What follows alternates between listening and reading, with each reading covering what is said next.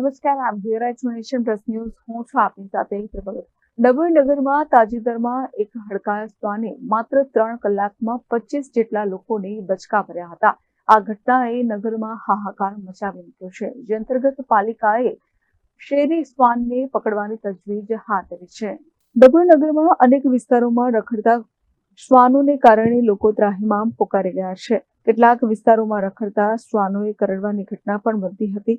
છેલ્લા એક સપ્તાહમાં નગરમાં શ્વાન કરડવાની ઘટનામાં વધારો નોંધાયો છે, જેમાં ગત શુક્રવારે 3 કલાકમાં 25 જેટલા લોકોને શ્વાન કરડ્યા છે. ડભોઈ નગરપાલિકા દ્વારા રખડતા શ્વાનના આતંકથી નગરજનોને મુક્તિ અપાવવા ચીફ ઓફિસર જયકિશન તડવીની અધ્યક્ષતામાં બેઠક બોલાવી હતી, જેમાં ચર્ચા બાદ વડોદરાની એજન્સીને શ્વાન પકડવાનું કામ સોંપવામાં આવ્યું હતું. આ અંગે નગરપાલિકાના પ્રમુખ બીરેન શાહે જણાવ્યું હતું કે આજથી ડભોઈ નગરમાં પાલિકાની ટીમ કોપિન પટેલ, મહેશભાઈ વસાવા, શિવમ તડવી અને ભાવેશ રાણા સહિત વડોદરાની એજન્સીને સાથે રાખી પ્રથમ દિવસે જ 15 જેટલા શ્વાન પકડી પાડવામાં આવ્યા છે, જેમાં પકડેલા શ્વાનોનું ખસીકરણ કરવામાં આવશે.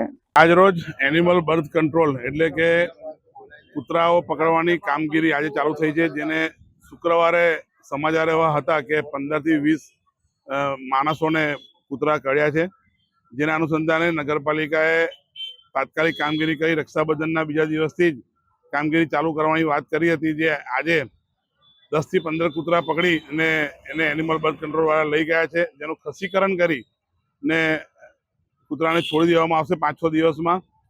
મને ખબર છે ત્યાં સુધી નગરપાલિકામાં અત્યાર સુધીમાં ફર્સ્ટ ટાઈમ આવી રીતે કામગીરી થઈ હશે, જેમાં કૂતરા પકડવાની કામગીરી જે લોકોને હેરાન કરીને પજવણી કરીને બાઇટ કરે, બચકા ભરે છે, એવા કૂતરા પકડીને એને મૂકવામાં આવ્યા છે. હજુ આ પ્રક્રિયા આગળ પણ ચાલુ રહેશે.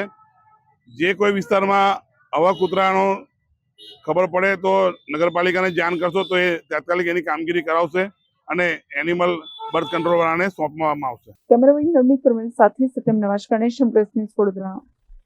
સમાચારોના સતત અપડેટ મેળવવા માટે અમારી નેશન પ્લસ ન્યૂઝની યુટ્યુબ ચેનલને સબસ્ક્રાઇબ કરો, બેલ આઇકન દબાવો અને જોડાયેલા રહો ફેસબુક, ઇન્સ્ટાગ્રામ અને ટ્વિટર પર.